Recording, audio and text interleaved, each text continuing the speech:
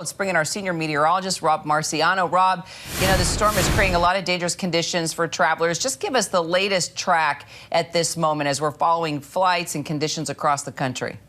Yeah, it's tough. It's tough, Kira. I mean, this thing is running into some seriously cold air, and it's just kind of feeding it.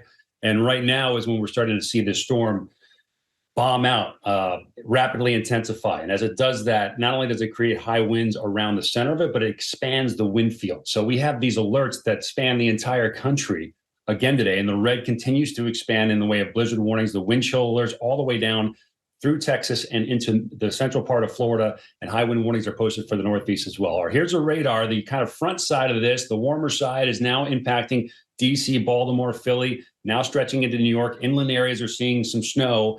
It will be heavy rain and snow. And then the colder side, as you can see, St. Louis up through Chicago, Milwaukee, that's where the snow is falling in earnest. And that's where the blizzard conditions will start to begin tonight with blinding snow, 50 to 60 mile per hour winds. And the winds will be high on the warm side of this as well. So it's not going to be a picnic traveling on the East Coast with high winds and urban flooding in some cases. We've got flood watches that are posted for parts of the Northeast. And this is through tomorrow at noon. So it's not moving that quickly. A stormy day tomorrow on the front and back side of this. The wind field's still strong, even though the snow will begin to taper off across the Great Lakes, at least where there's no lake effect snow, a place like Chicago. We're talking about blowing and blizzard conditions continuing, and a flash freeze potentially, even where you don't have snow, you have wet conditions, and then temperatures just plummeting. And that could cause some icy conditions across parts of the areas that don't have snow. And again, the snow is not going to be the main issue here. I think 6 to 10 to 12 inches in spots, but it's going to be blowing, and this cold is just downright dangerous. Minus 33 for a wind chill tomorrow in Chicago in the morning. But look at Texas, 0 in Dallas, 5 in Houston. That's dangerous. That's pipe busting weather. That's power grid straining weather, as we've seen in the past couple of years.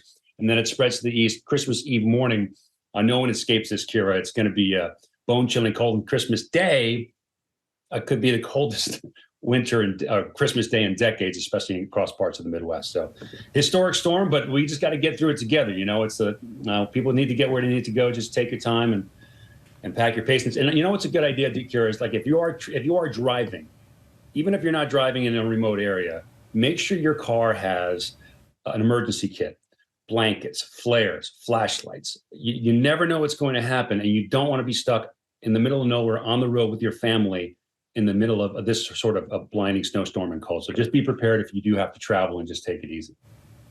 Oh, Rob, you're taking me back to my days in Green Bay, Wisconsin. I remember being there the second coldest game at Packer Stadium, not being able to get home, having to shovel the car out of snow. We've lived it and breathed it going across the country, haven't we?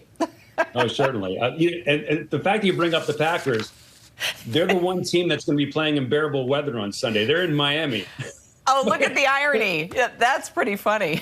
And I should have known that. Every game that I'm looking at, I mean, they're going to be enduring horrific cold, not just for the players, for the fans as well. So it'll be entertaining to watch from the comfort of your living room, hopefully on Sunday afternoon, which is, of course, Christmas Day. All right, Rob, thank you so much. We'll stay on track of it all, of course. Appreciate it so much. Hi, everyone. George Stephanopoulos here. Thanks for checking out the ABC News YouTube channel. If you'd like to get more videos, show highlights, and watch live event coverage, click on the right over here to subscribe to our channel. And don't forget to download the ABC News app for breaking news alerts. Thanks for watching.